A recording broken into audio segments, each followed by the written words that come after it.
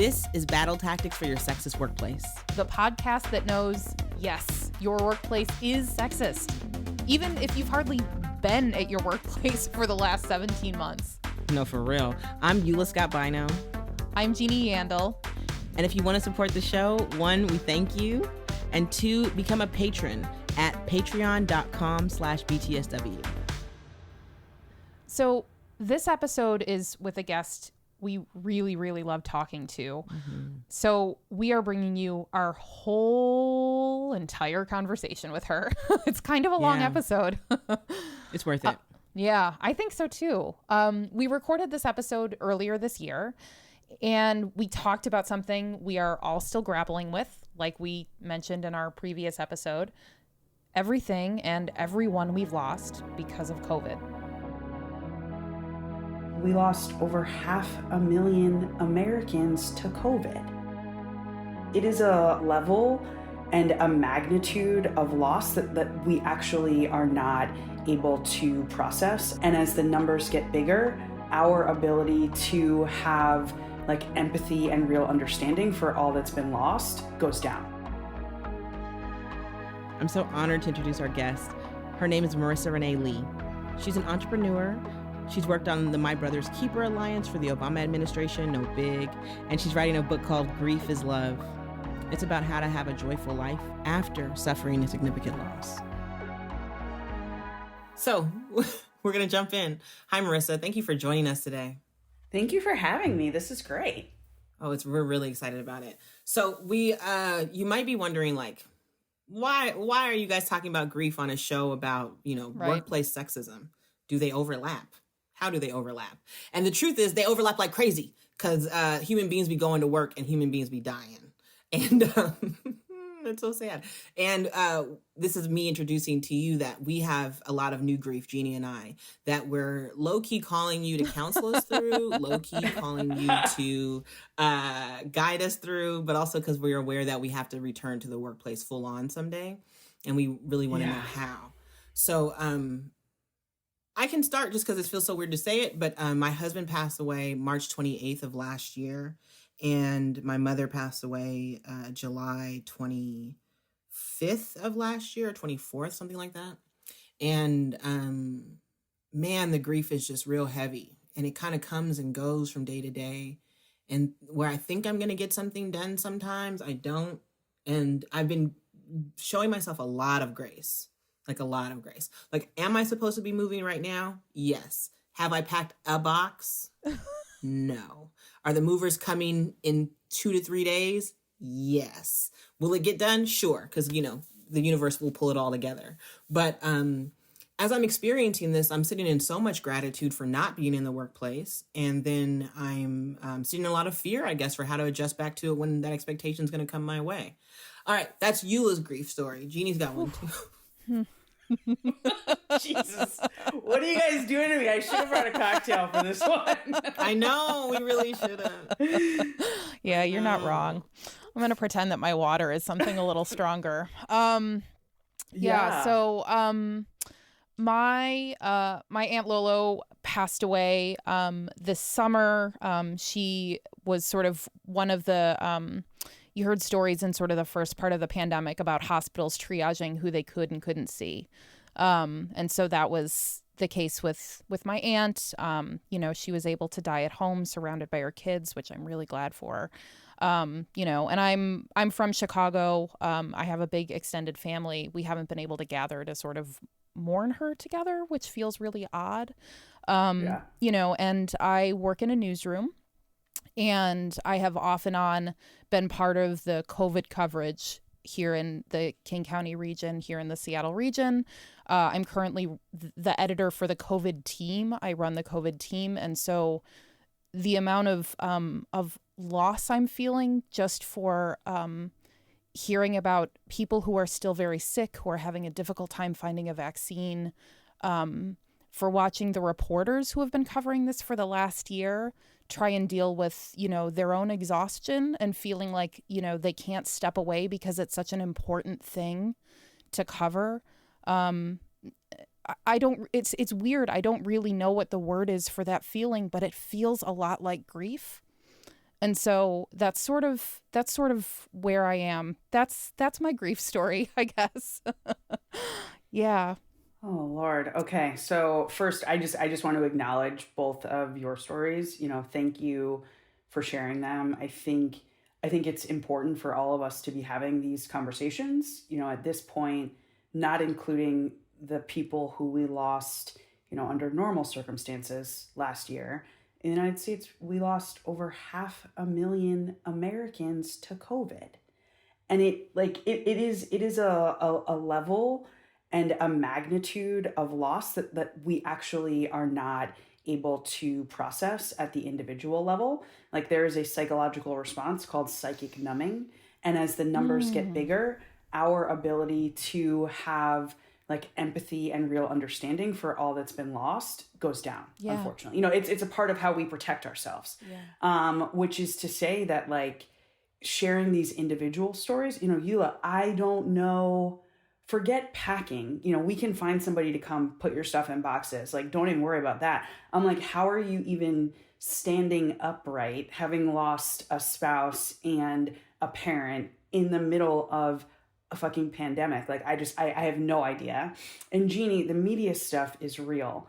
We all remember, I can't think of her name, but the CNN reporter who was in the parking lot, bearing witness to these hospital parking lot drive-by funerals. And it was just too much. Like, she just lost it. And like, that is okay. Like, that is a sign that you are still a human being. And in my case, I lost my mom 13 years ago. And then found out, years later, that as I was helping to care for her and dealing with that early grief, I lost my fertility. My husband and I then lost pregnancy in 2019. And I was still both, grieving that loss and dealing with some physical consequences of that loss when the pandemic hit. He works in public health. I work on grief and racism. So it was just an explosion of everything. And then in October, it's too much. My 35-year-old cousin died from COVID. She left behind a 1.5-year-old, a 12-year-old, and I think her eldest was like 16. And this aunt of mine, that's the third child that she's lost. And it's just, it's all just too much. And again, this piece that you shared, Jeannie, about your extended family in Chicago and your aunt and just not being able to gather and mourn together, like, that is a whole other thing to grieve. The inability to be with the people who you love, who also loved this person who's no longer with us, and just share memories and comfort each other and tell jokes and, stay up too late getting ready for funeral stuff or having a drink or eating a snack or whatever. Like, that is real. Having to, and now that I'm like, I'm going to start breaking down, but having to get on the phone with my aunt, who's like my mom's baby sister, and all she wanted was for my other aunt to be there with her. And having to say, I don't think we can do that because it's a pandemic and like, we actually can't do that. It was awful. Like, it was just miserable. So human beings are human and all of these feelings are normal. And, my goal with my grief work is to not, identify as a grief expert. Like, I don't believe in that. I know if my husband were to drop dead tomorrow, I would forget every lesson I've learned in the last 13 years. I focus on, for real, I would be on the floor half dead myself. I focus on advocacy, and the big thing that I just feel really strongly about advocating for right now is redefining grief, because I think if we change how we define it, it will also enable us to better support people as they're moving through it and support ourselves, frankly. And so when I was grieving the loss of my mom, I had this idea in my head of these stages and timelines, and, the funeral was going to be the pinnacle of my grief. And, I had all of these ideas that were wrong. 13 years later, I know that grief has, frankly, very little to do with what happens immediately after someone dies. And it is a lived experience that you have to move through for the rest of your life. Like, it is literally the experience of learning how to live your life in the midst of a significant loss, period. So like that is what I'm advocating for, because if we can understand that, we can then figure out, okay, so like, what does it look like to support people back in the workplace who've lost loved ones or, lost other things as a result of this pandemic? What does it mean to show up for someone as their child continues to grow up when they've lost their partner? What might it look like for your family, Jeannie, to gather for your aunt's birthday this summer? Whatever. So yeah, that's my grief story and kind of my 2 cents. Wow. I just need to, I know. We're going to walk through that. But something that really struck me about the way you talked about your mom's passing and how you had this idea of sort of stages and the funeral was going to be the pinnacle. Like, it kind of sounds like you tried to project manage your grief over your mother's passing, which as like a project manager person myself, I really like that really resonated with me. But like, what did you learn from the attempt to project manage your grief over your mother's passing? That is hilarious, because that is exactly what I did. So I'm glad you read into that, because you are right. I had a spreadsheet. I had all of these to-do lists. I am the person, I literally get paid in my, other part of my life in my consulting business to help people figure out how they're going to get big things done. They say, I have this idea, I have this new project, new initiative, new program. And I say, okay, let's make a plan. Let me figure out what the different component parts are, what resources are needed to achieve these various pieces, how long it's going to take, how much it's going to cost, etc. And that's what I tried to do in advance of my mom's death. Like, okay, so there's the practical physical stuff, like, where does she want to die? What kind of a funeral does she want to have? Does she want to be buried versus cremated? What does she want to wear? Who does she want to give stuff away to? Then there is like, there was like a legal and insurance and, what's going to come after death for us piece to it. And then I had this piece on my to-do list. And I look back at these notebooks that I had when I was 24 and 25 years old. And I'm like, oh my God, you were a fucking mess. I had a category that I called intangibles. What does she see as my greatest strengths? What are the things that she wants to make sure that I remember? What recipes does she want to like ensure that I write down that are still in her head? All this. And I'm like, you really thought that you could project manage death, and you can't. And I know, for me, the way that I showed up, it was rooted in love, but it was also rooted in fear. Like fear of getting it wrong, fear of not showing up and supporting her the way that I wanted to, fear of all of the things that I was going to miss on the other side that you can't even fucking predict. So it didn't work. Elements of it were practically useful. You don't say. It didn't work. It did not prepare me for my grief in any way. And it's so painful to look back on like the level of detail and the insanity. But it is worth people practically preparing for death if you are dealing with a terminal illness, of course. But like, you cannot prepare for grief. You can't project manage it. It sucks. I'm sorry. Okay. Yeah. So lesson 1, can't do it. Yeah. You can't do it. It's not possible. It's not possible. Sorry. So, oh man. So it sounds like you started thinking about grief for the first time even before your mom passed. What she passed from? How long did you know? Yeah, so she was diagnosed with multiple sclerosis when I was a teenager. And then right as I was graduating from college, she was diagnosed with stage 4 breast cancer. So like the combination of the, advanced cancer and the MS, I was just like, there's no way you make it out of this. I was never praying that she would be, fully healed. I was more like, I hope that I can be there when she dies so that I can make sure she leaves this world on her terms. So she was sick with the cancer for about 3 years before she died. My dad too. Were you working at the time? Was she working at the time? Yeah. So my mom worked when I was a kid, but then when she got sick with the MS, she was never able to work again. I was working. I took about a year off after I graduated college just to help her and my dad project managed the illness part of it, which was a legitimate thing. My father is a wonderful, loving, lovely person. He's also like a teenage boy. And so I was like she might kill him. Yeah. I mean, it was just like the number of times I seriously was like, I actually might fucking kill you. During that process, it was a lot. And so I spent the year at home, like helping them navigate it. And then I took a job on Wall Street during what ended up being the greatest financial crisis, with the exception of the one that we're living through right now, I suppose, and started a nonprofit because I get frenetic anxiety when things are hard. Like that is my response to stress. Do I also think I was battling depression? Yes.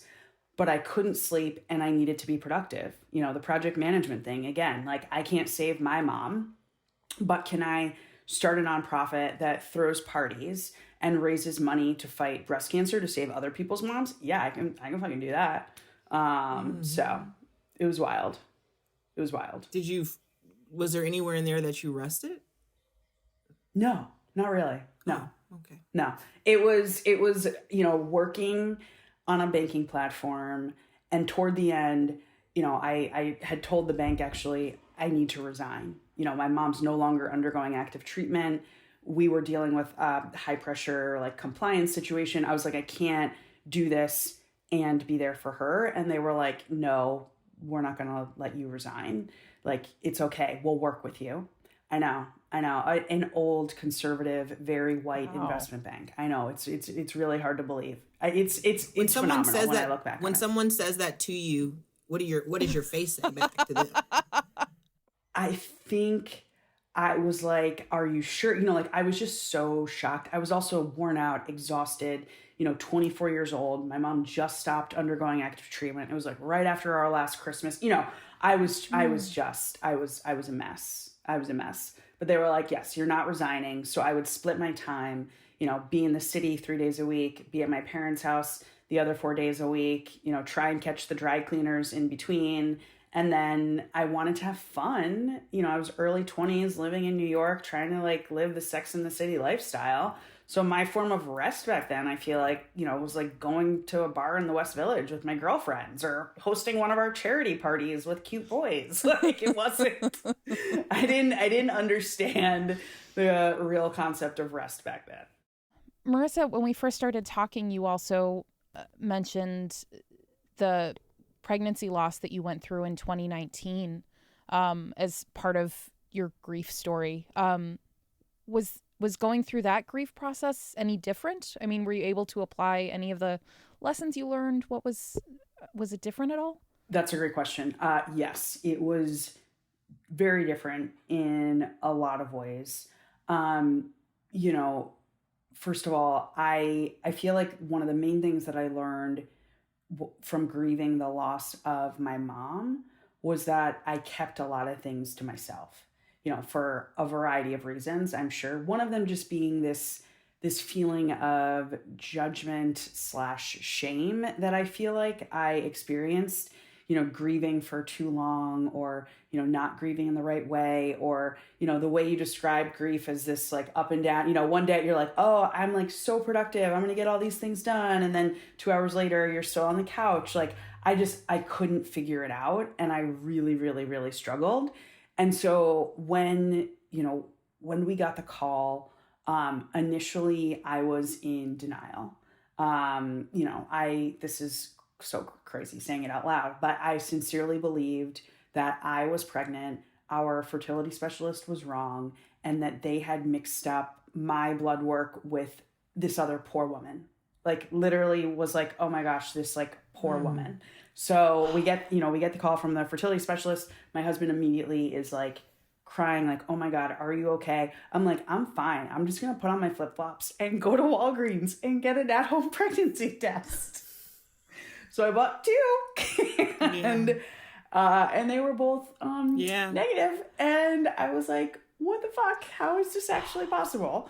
And so then I started to grieve, but the interesting or, I guess, unfortunate thing about pregnancy loss and miscarriages, I felt like my grief was put on pause when all of the physical stuff started to take over. So like that was the first thing that was different to me. Like, oh, I have to go through a physical response and I'm carrying all of this emotional stuff, but I don't feel like I can focus on it because I'm so sick. And so that was a big thing. And then I said, you know what? Like, fuck this. Like, I'm going to tell everybody because that will make me feel less burdened, especially because I know that it's going to take me a while to move through this, given I still am physically sick and I haven't even processed it all emotionally. And like, what are we going to do next? You know, I was like all of these question marks and just really, really struggled. And so, you know, I told my clients, I told my friends, everybody on Instagram knew, I wrote an article about it because I just felt like externalizing it would help me feel better and it would let me be more honest with people. You know, like if it's a Friday afternoon and I'm feeling really depressed and I have a call that is not actually that important, like, can I just tell them like, I'm not feeling up to it and not join, you know, like, and being honest gave me that kind of freedom. So yeah, it was very different. It was also my first experience grieving the same thing in like such close proximity to somebody else. You know, the way that my husband grieved this loss and the way that I grieved it, very different. And we just had to call it out over and over again and be honest about, you know, what he needed, what I needed, where we were, and just mindful of giving each other the space that we need. And also, frankly, sometimes being okay with not being able to show up fully for one another because you're just at capacity. So yeah, they were some hard won lessons. Oh man. Okay. I want to put down my microphone and like applaud the fact that you decided you were going to be open with everybody about that. It's incredibly validated. Yeah. Honest to God, right? I mean, Eula already knows this. But I had a miscarriage before I had my daughter. And I had a moment where somebody said to me, in my family, oh, well, I'm not going to tell anybody else because this is your thing. And I got so mad at the idea that I was supposed to do this by myself. No, fuck that I had the same fuck it response and I told everybody. Yep. Like I just, you know, people in the lunchroom, how are you doing? Well, I'm going through a miscarriage, right? Like I just, you know, and you were 100% right. That idea that like it is a physical process that you have to go through. So you can't deal with the emotional stuff until that part is over. And because people were so quiet about it, I didn't know what the physical process was supposed to be like. Oh, I mean, God, and it can be horrible. Yeah. Yeah. And, you know, happily, because I had that fuck it response too, I learned from women who I talked to, like that, you know, how hard it is physically on you. So yeah, I just, all of that to say, I'm so goddamn glad you had that fuck it response. I said, you can't carry this in the same way that you carried the loss of your mom. Like it'll destroy you. Like, and like you can't do it. You can't do it. Yeah. Oh my God. I mean, what do you think you learned from that process? So the sharing piece, I learned a few things. First of all, there are way, way more people quietly carrying some form of infertility, pregnancy loss, you know, infant loss, etc., grief than you can ever imagine. Like honest to God, I was overwhelmed when I shared, you know, around the time that it happened. And then I shared again in an article that came out Mother's Day last year. Like I was so overwhelmed that it just made me weep, you know, like I felt like, okay, so not only am I not alone, but what is wrong with society, our culture, you know, I don't even know what to call it, that all of these people are just hiding all of this pain and just carrying it around. Like that can't be healthy. And then there's also this added layer that often comes up when I share this stuff as a woman of color. You know, people being like, oh my God, you know, I was the only Black person at my fertility clinic. Like, oh my God, I have never felt comfortable talking about this stuff because I don't know other Black women or women of color who talk about these things. And I'm like, yeah, we need to put that to bed. Like I think we lose a lot, particularly as Black women, by just suffering in silence and like carrying pain silently. Like, I don't think that serves anybody. Mm-hmm. You know, it's interesting hearing you guys talk about miscarriages, just because I'm a doula and a childbirth educator, but I'm on the other side of that. So often people are in the middle of success when that happens. But the first time I ever heard anyone talk about a miscarriage, I was getting my hair done in Boston, and the mail woman came in to drop off the mail, and the owner was doing my hair.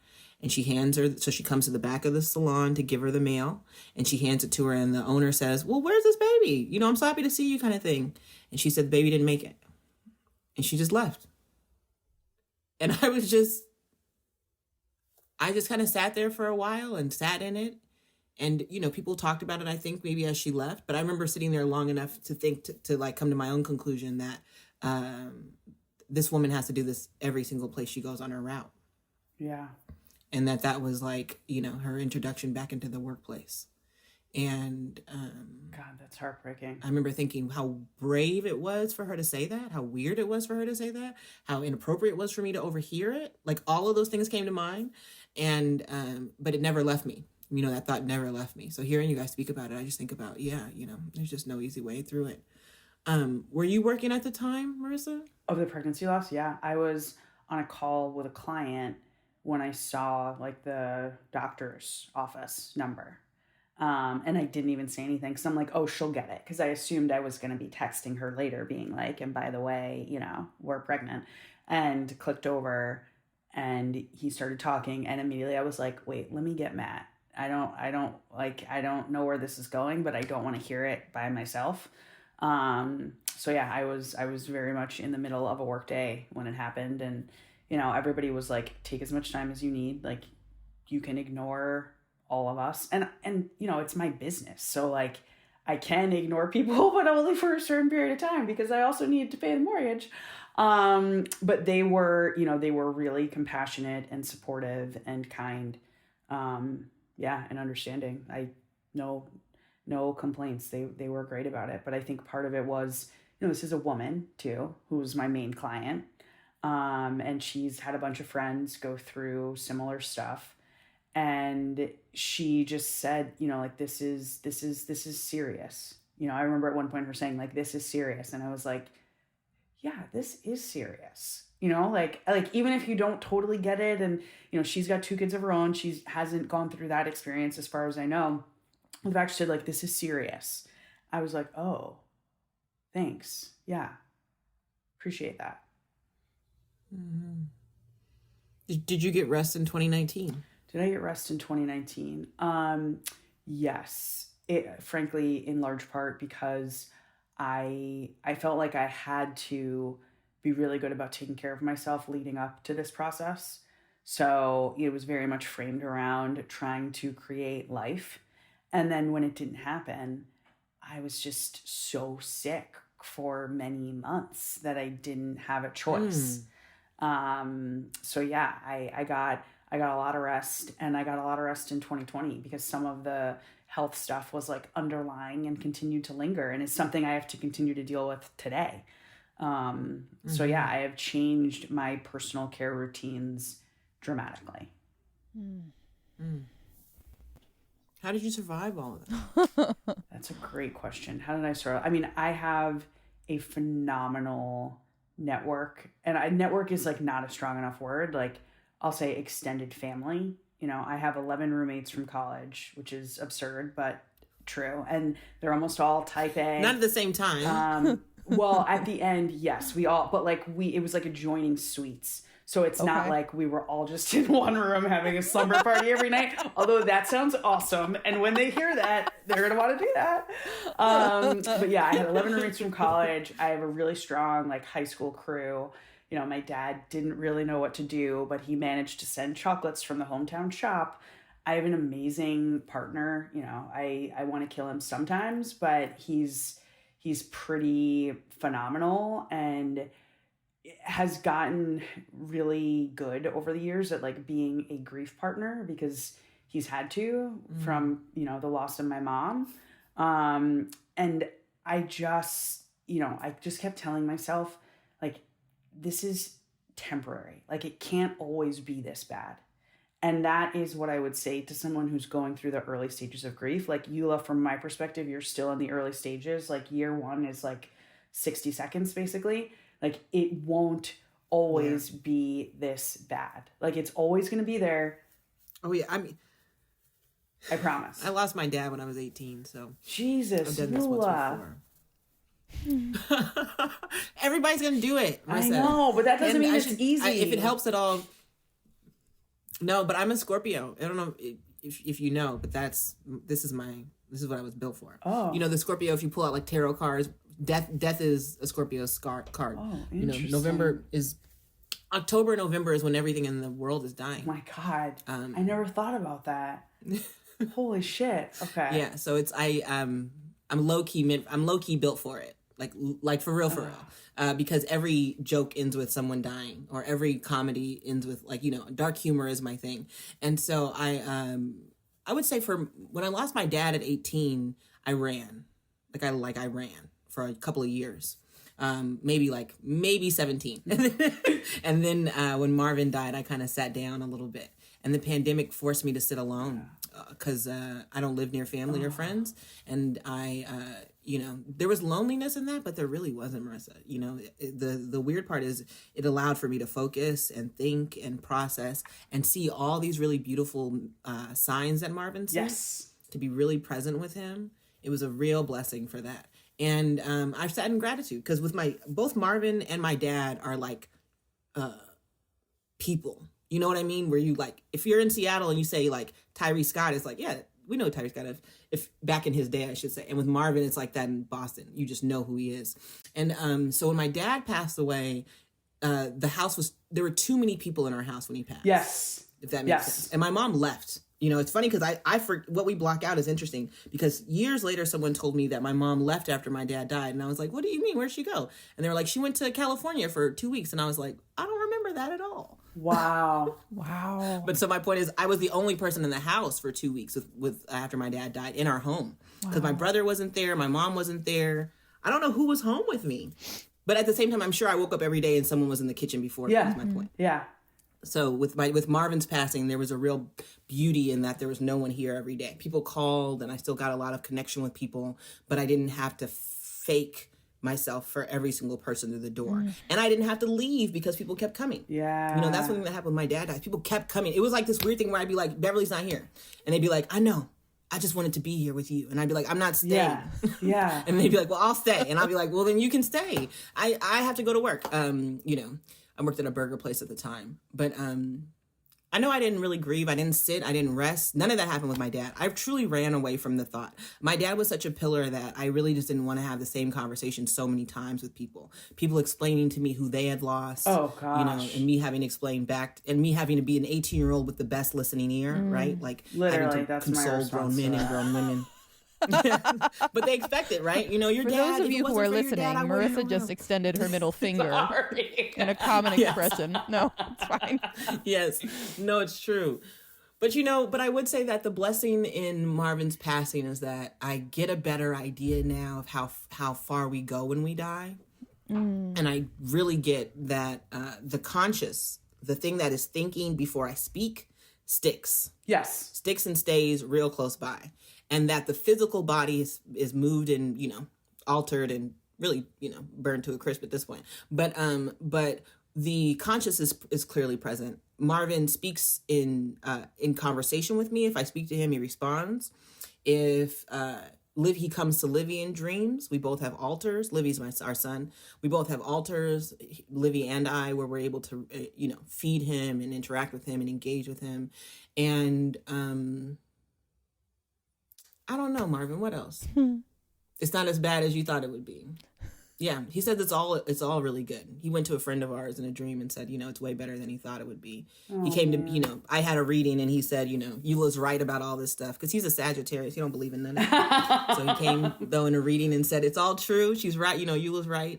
So I have real, I'm very consoled by that. And I'm consoled by the idea that I get to go at some point too, which I know sounds like, oh, are you trying to leave? And that's not the truth. That's not the truth at all.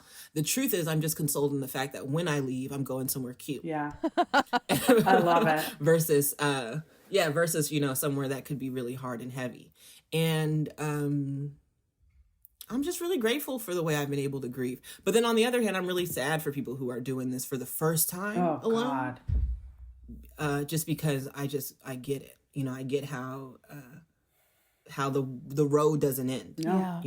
I really do understand how, like, because with my dad's grief, when I tell people 17 years, they fall over. Like, you know what I mean? Like, everyone just kind of falls over still. And we,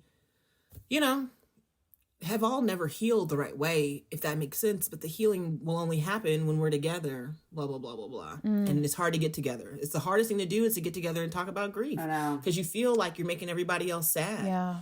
Yeah. That's my big question. Go ahead. Well, that does make, like, one of the things I wanted to ask is, like, well, why are we so bad at this? Like, why are we so bad at talking about grief and just accepting it?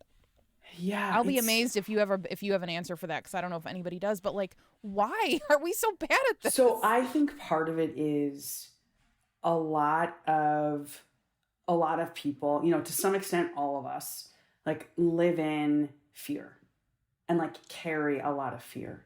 And I think conversations about death make people uncomfortable because it forces you to acknowledge just how fragile and vulnerable and impermanent, like, you really are as a human being. Like, I think it's hard for people to really get okay with that if they haven't had their own, close encounter with grief. Because for us, like, we've had to figure it out. We've had to make a way. We've had to make it make sense. Eula, I'm with you. My mom lives in the water. And it's so funny because I've known for such a long time that she is in the water, but I've never connected it to the fact that I'm pretty sure we're both Aquariuses, me and my mom. So, like, only until you said the thing, and I'm like, oh my God, wow, that's crazy. Scorpio, yeah, wow. So thank you for that. That is a gift. But yeah, like, she's here. I did an interview once with Trayvon Martin's mother, and she talked about how her love for her son is in the present tense. And she knows that he loves her as much, if not more, today than he did, when he died. And so, like, we've had to figure out those things the hard way. And I mean, my mom told me before she died, when we were going through the spreadsheet and figuring out who to give things to, and we're both, I think, generous people. So it's not like I was like, oh no, Mom, don't give that to so-and-so because I want it. It was like, oh, we want to make sure this person gets something and that person gets something and whatever. And she was like, are you sure you're okay with me giving away so much stuff to other people? And I was like, honestly, yes. Like, I swear to you, I am. I'm totally okay with it. And she said, good, because, like, I will live here. And for listeners, since this is a podcast, I am putting my hand on my heart. So she's like, you don't have to worry about it. Like, I'm going to be here. And I was like, I know. And I didn't know then, but, like, I know now. Yeah. Yeah. It's a trip how once you get it, it's so clear. Yeah. So clear. It's almost kind of, it's so sad and scary. But, it's funny you say your mom was, I would say that what I told my nephew the other day was, when we die, we lose our bodies, but our conscious stays, and we can control elements. Because our body is nothing but elements. And so when we can get into them, we can handle it. And so you say she's in the water. That's beautiful. I'm sure she's in the wind too, is my point. Yeah. Marvin and my family send breezes like crazy. It's hilarious to be like, make this blow.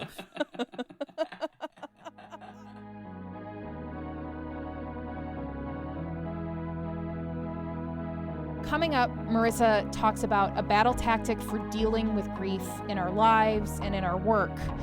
A tactic that just might come in the form of a federal policy, and a tactic for supporting people you love who are grieving. That's after the break.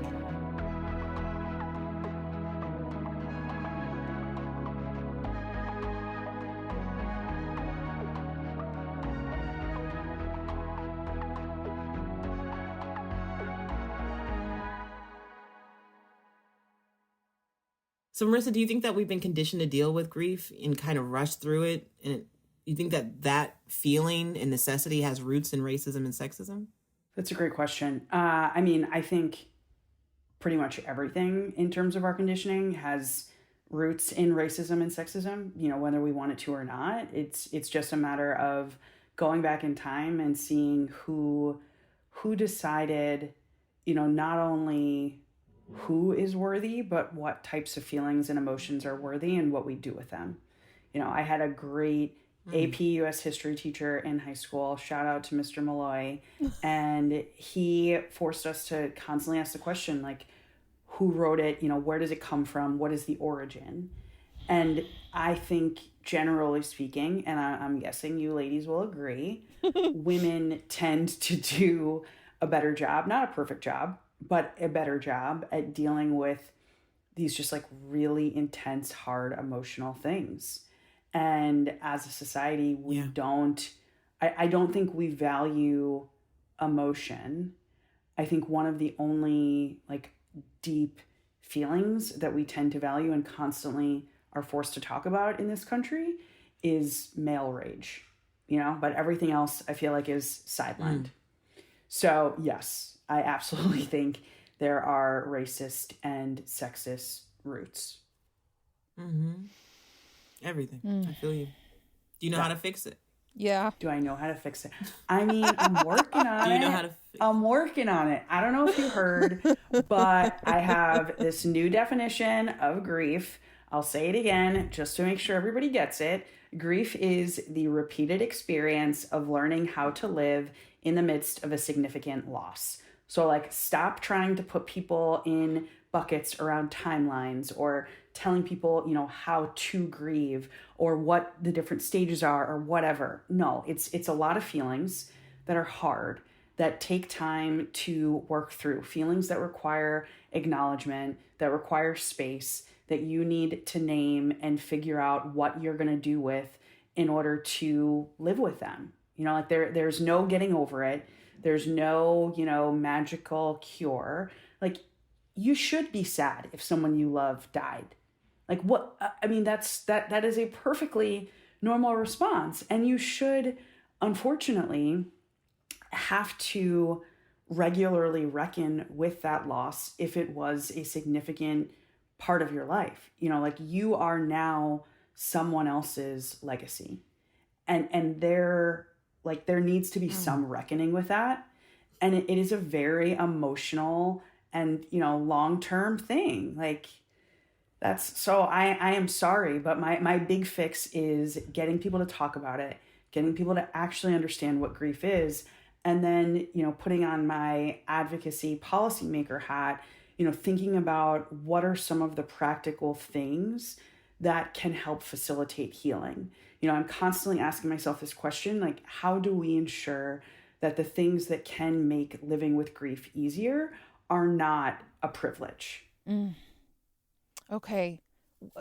Can you say a little more about that? What would that look like? Yeah. So it's things like, I talked about my aunt earlier. You know, she's lost her third child, lost a child to cancer when he was 10 or 11 years old, lost a son, I think he was in his late teens, to gun violence, and then lost her eldest daughter in October to COVID.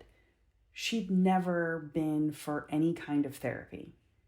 You know, like we still live in a world where therapy is something that is associated with people who have the means to pay for it, you know, people who know that they have really good health benefits, and people who know how to even just navigate the process of looking for a therapist, which, you know, we know if you've been to therapy, it's kind of a pain in the ass. So how do we, you know, like, how do we make sure that that tool is made more accessible to the people who need it most? Because when we talk about the over 500,000 Americans who are dead as a result of the coronavirus, we know that they are disproportionately poor and people of color. So like, what does it look like to make sure that those families have greater access to something like therapy? Or, you know, I've utilized acupuncture in the past. Like that is something that is, you know, still, I think, somewhat alternative for some people, but has really helped me heal. And I think, Eulas, I see you nodding your head. I think when you are deep in grief or deep in dealing with other heavy emotions, sometimes that like physical body work is helpful. So, whether it's acupuncture or yoga or, some sort of fitness membership when gyms open up again, how do we make sure that these things that we know do help people move through grief aren't only accessible to people who can afford them? Mm-hmm. It's amazing how physical grief is. I mean, it's truly amazing. When Marvin passed, like immediately I felt like a lot of relief, right? Just, I think being married to a Black man, I carry a lot of anxiety for him all the time. And so there was this weird feeling of like, well, he can't die now. He did. and then that's so sad. Can we pause on that for a second? But it's true. And it's true. No, I know it's true. It's just like that is like a daily grief experience that comes with, having particularly Black men as relatives that we just are accustomed to carrying. Like that is not okay. Sorry. Yeah. Don't apologize for pausing on that. No, but I do. I mean, I've gotten used to it, I got a tracker on his phone. I know where he's at all the time. I know he's alive because the dot keeps moving. You know what I mean? And so I think the first day I had this real relief of like, woo, this is anxiety lifted. And then of course I cried so much the first couple of days. And then I had that day where you wake up and you feel like a bus hit you. And you're like, oh, I've actually been ran over by someone. And then people tell you like, yeah, that's going to happen. You're going to feel like you got hit by a bus. Like your whole body feels like ache. And then, and now I don't feel that same kind of like ache and things like that, but it still happens, if that makes sense. I still have moments where I can feel in my body how much it's taking me, it's taking from me. Like I'll have times where I'll say, oh, I should just sit for a second and like sit in this feeling for a second before I have to move on from it. Because it doesn't just stick in my head and my eyes. No. Sometimes it gets all the way through to my toes, It's hard. It's real. I mean, yeah, I'm just thinking, but I appreciate you talking about this stuff because it's helping me, sort through it all. It's really helpful. I'm glad. And from this and from your grief, not only are you helping me, you're helping other folks because you're working on a federal grief policy. No, Maybe? So here's my deal. Oh. As someone who me and Genies, fingers crossed, I was like, me too. So give us policy. My thing is this, and I have an article that is like looking for a home that I've been working on for a while. I understand the grief stuff. I also was a federal policymaker, and I am always thinking with a solutions lens, and what can, now that we, praise the Lord, have not only a sane person in the White House, but a compassionate person who knows grief better than most of us. What would it look like for this administration to lean in on a set of grief policies? What does that mean? Practically, what might that entail? And I mean, I've told them, friends who are working in the building, I'm like, hey, like, this is what I think needs to happen, and I'll help you guys run it, after you get COVID and the economy under control. So I've put it out there. Let's just keep putting it out there. I believe that they are going to tackle this because having spent time with, you want to call him vice president, with President Biden, like his heart is real. Like when it comes to this grief stuff, he gets it. Like I've seen him do things. He's a Scorpio. And he is a feelings man, which is saying a lot for an old white guy, but he gets it. So I do believe that he is the person who is made for this moment. And I'm sure that they are going to enact a handful of grief policies. Okay. Oh, good. So I was just saying he is a Scorpio. Biden was meant for grief too. I remember reading that when I saw that was in his chart. I was like, no wonder everybody died around him too. So sad. Terrible to say. So sad. I mean, the man has suffered. He gets it. So much. Yeah. So what do you if there was a grief policy, what do you think it would look like? So here, what do you think he would make it look like since he's so close to it? So here's how we would approach these kinds of things when we were in the White House, because the executive branch, like actual power is limited. It's really about leadership and positioning and, advocating for others to do things, and then sharing the platform of the White House to get these things done. So, when Trayvon Martin was murdered, the George Zimmerman verdict came out, Barack Obama then stood in the press briefing room, and we were all like, what is about to happen? And he said, we're going to use this building and our power to figure out how we can do more to help boys and young men of color. A couple months later, we launched the My Brother's Keeper initiative, which was solely focused on what the federal government could do and also what the private sector could do to support boys and young men of color. President Biden, at some point, is going to have to deliver a set of remarks that is focused on the millions of Americans who are grieving right now from COVID-19. He then, what I think he should do, if I were over there writing the memo on this, he should then convene a council. You bring in a bunch of external stakeholders who are experts in grief and grief policy and healing and reconciliation and all of the things that we need to actually move through this as a country. And you ask them to put together their list of recommendations for what the White House and what the federal government, and also some ideas for what the private sector can do. And then you bring the CEOs in. But before you bring them in, you convince them to do things like revisit their bereavement policies. Grief isn't solely contained in the 2 weeks following death. Can people shift their bereavement leave so that they can take a trip to honor their dead person's birthday? Can people be taking time off, leading up to the death of someone? Because it is so taxing being a caretaker and working full time and knowing that you're caring for someone who's going to die soon. That is a lot.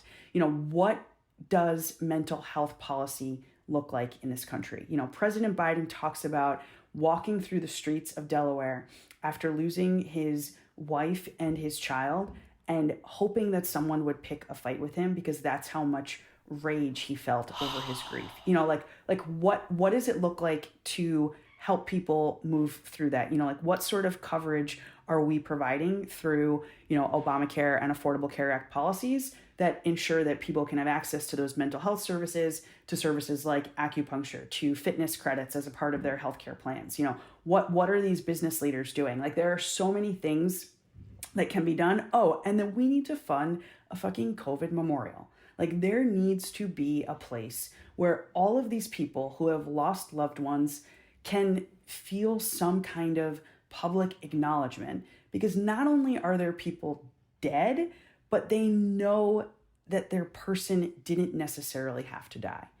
The federal government needs to show some accountability for this magnitude of loss, because A, we are not mentally, literally able to deal with it ourselves. And B, there is some fault at the hands of our government. Not Joe Biden, just so we're clear, but still, it was our government. We could have done better. You talked about what it would look like to bring CEOs and business leaders along, during the implementation of a policy like this. But, you talked about this yourself.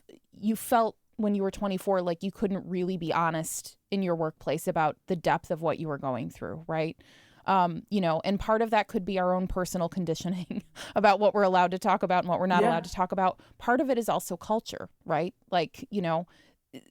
Sometimes there are workplace cultures where it's just, you just don't talk about personal stuff like that. That's just how it is. So what would you want team leaders, CEOs, bosses to do to move their workplace culture along so that it's a safer place to be more honest about this stuff?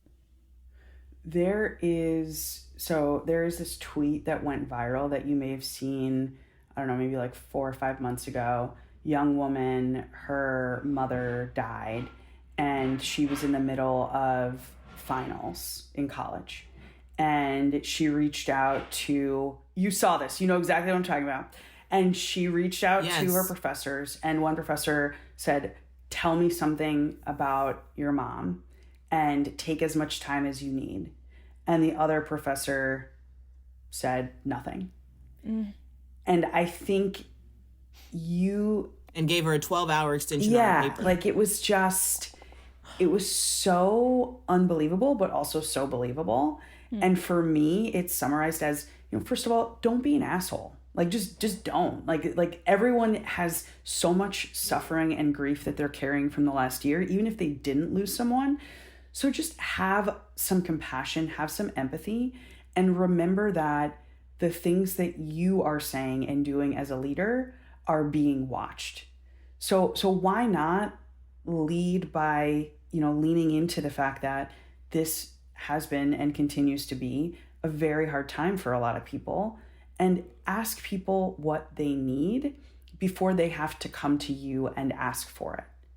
Because at the end of the day, we're still in this space where people are definitely talking more about grief. I'm getting asked to do more things in this grief space that we're all sitting in right now. But it's like not quite there from a broad cultural standpoint. So assume that the people who work for you don't feel comfortable necessarily asking for what they need. So as the leader, as the manager, as the head of a team, reach out first. Like, you don't lose anything by saying, hey, I just wanted to check in and see how you're doing. I know there's a lot of grief that people are experiencing right now. Do you need anything? Yeah. Oh, I love that. And I would say reach out with some routine. Yeah. It's a trip to see how people kind of fall off with their schedule of how they reach out. How early on it's like, we got to make sure you're alive. And then by they reach some pinnacle where they go, you're totally okay. Versus this is never going to get okay. And I kind of need these constant calls. Grievers know you save it in your phone. Like, if somebody I care about is going through something difficult, it's just their name and it's on repeat in my calendar. Because of course I'll forget. We're all super busy. But that doesn't mean that I don't care. So make it a reminder, just like I would remind myself to, do my afternoon meditation or whatever. Yeah. I really love that. What do you think about how we would show up for individuals? Having been through my own grief now, if a coworker of mine were to experience grief, one, I would be like, go home, come back when you want. That would be the first thing I would say. And then when they came back the next day, which they would do, I would be like, you shouldn't be here. Go home again. And then when they did come back, I would say, all right, so we have rearranged, we've cleaned your whole office and we've, added fresh flowers and everything. And everyone is really excited. And people are going to be dropping by all day just to hear about your loss and your loved one. I love that. There's going to be no work on your desk for a couple of weeks. We're just going to have memory time with you for a while because we know that's what keeps people living. And then I would want a therapist there. Ooh, yeah. Hello. This is me walking back into work. Hey, everybody. Oh, thank you. That's my therapist. That's for me. He's for me. Okay, let's go. And then we go into a room and we talk for a while. And then I come out and do maybe 45 minutes of actual work before someone puts me into an actual bed for a nap. And with a blanket, I want to get tucked all the way back in. Oh my God, that sounds so nice. That would be my dream. What do you? Thank you for letting me dream that. What's a more realistic way to support someone in the workplace? I mean, can we send this to all of Eula's coworkers so that they know what she wants when she returns to work? Because I want to make sure she gets it. This is my whole team. Oh, okay. So who's gonna tuck Eula in? Oh, I don't have no real job. I retired from real work. Oh no, I've completely retired. Oh my god! Oh my god! I love it. So how to show up for other people? So I think repetition is one of, to your earlier point, is one of the most important parts of showing up for someone who is a colleague or a friend who's grieving. Continuing to ask, continuing to not just ask how they're doing, but if you knew the person who they lost, when other people talk about their memories of my mom, my childhood friends, my college friends, it's a whole other level of feeling seen, so put the reminder in your calendar. Eula, March 28th is the anniversary of your husband's death. I don't have your number, but if you give me your number, I will text you on the 28th. Be intentional, be thoughtful. I still get gifts from people on the anniversary of my mom's death. You know, like a woman who I've only known through doing her podcast and being friends on Instagram sent flowers to my house in February. You know, like you can and you must keep showing up for your person who lost their person, because that's a part of grief support. You know, just like grief is forever, the support piece is forever. Period. So show up, be kind. And then actually, I'm going to add one more thing, because this happened for me a few times in 2020. Part of it was, you know, as I experienced the grief around George Floyd, I was supposed to be wrapping up a client and working on, you know, an end of client report. And it was myself, another Black woman, and a white guy who's like my work husband, love him so much. And he sent an email and said, I've got the report. Like, I think you should proofread it just to make sure I haven't left anything out. But like, I'm going to do this. Like, this is too much. There's too much going on. You have too much. And like, I'm doing it. And he also knew, you know, because he knew me well, I'm always a little weird around Mother's Day. And it was like that time too, you know, the like dead mom, no baby yet. George Floyd, like, it was just like, there's too much happening in the world right now. So yeah, take someone's work, like take someone's work without them asking. Like, when people have done that for me, that's like, that's a great way to show up as a colleague. Yeah. Yeah. So how do we show up for ourselves though too? How do we show up for ourselves? I'm asking these because I just need them. Yeah, no, these are good questions. So the first thing, how to show up for yourself, you got to set boundaries around your grief. You know, like if you know on the 28th, you don't want to work, or like, you know that you really want to see someone or be on the beach now, you know, whatever it is, like you have to commit to holding that time secret. Like, I have not worked for a single one of my dead mom's like anniversaries. And in later years, I thought like, oh, I could work, or like we could at least like definitely go for a super fun dinner, you know, whatever. But it just doesn't work. Like, my body knows that it's February. My body knows around the time that she died, in addition to the day that she died, and there's going to be a meltdown at some point, and I just need to rest. Yeah. So like figure out what you need and set boundaries around it, and treat the boundaries that you set for your grief the way you treat the commitments that you make to other people. We're very good at flaking on ourselves. Yes. Wow. Yes. But luckily, the universe will slap your ass back down every time. Yes. I mean, truly. 100%. Truly. Every time I've left the house this year, something terrible happened, and I really have learned I just needed to stop. Like, 2020, I just did not need to leave the house. Like, I needed to be at home in grief instead of acting like things were normal. Because literally, every time I left the house, something terrible happened. And I was like, well, stop going places. Yeah. You know, but I will say that conversations like this really give me hope for the idea that we have each other and we have a direction to go in. Marisa, with what you faced in your lifetime, what gives you hope? I find hope in my grandparents. You know, I wrote about this a little bit around inauguration. You know, like, I think we often equate hope to optimism, and they don't actually mean the same thing. Like, I think hope requires discipline. You know, like, I think we have to decide that we're going to choose hope before it's been realized, because like, what if it's already there, like, what is it, you know? So like right now, even though I saw a CNN article that said we technically have had like 7 mass shootings in the last 2 weeks. So, you know, the reopening of America means the reopening of gun violence and being afraid to go to the grocery store. Like, that's awesome. What?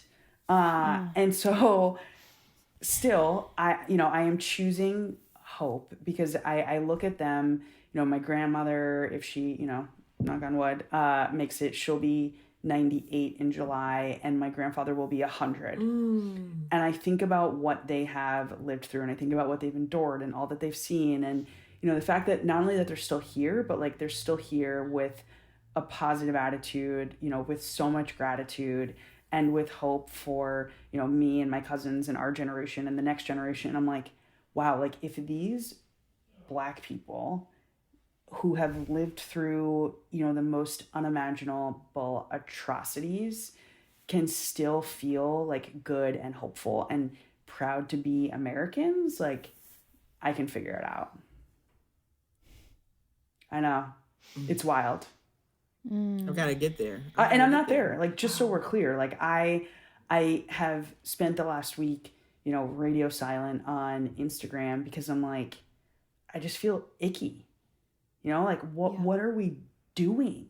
How are we still here with these AR-15s? And, you know, nothing has changed. And another round of thoughts and prayers and sharing stories of people who died for no reason. Like, it's insane. It's completely insane, and it's unacceptable.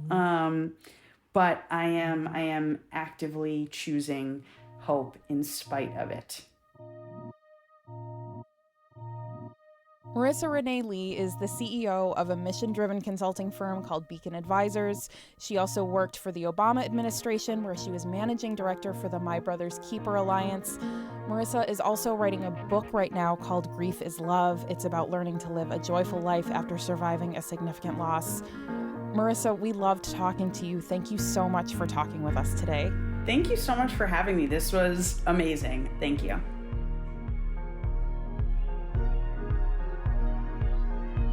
Battle Tactics for Your Sexist Workplace is an independent podcast. Our senior producer is Kyle Norris. Our production partner is Studio 2B Seattle. This podcast was co-founded in partnership with KUOW Puget Sound Public Radio and the University of Washington. We were inspired by the book Feminist Fight Club by Jessica Bennett.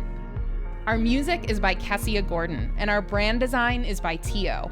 You can find Tio on Instagram at TEO._Dora, which is spelled DORA. And huge, massive, bananas large, yes, big thanks to Big. Phyllis Fletcher, Bree Ripley, Bethany Denton, and Dana Bialik. Thank you all so much.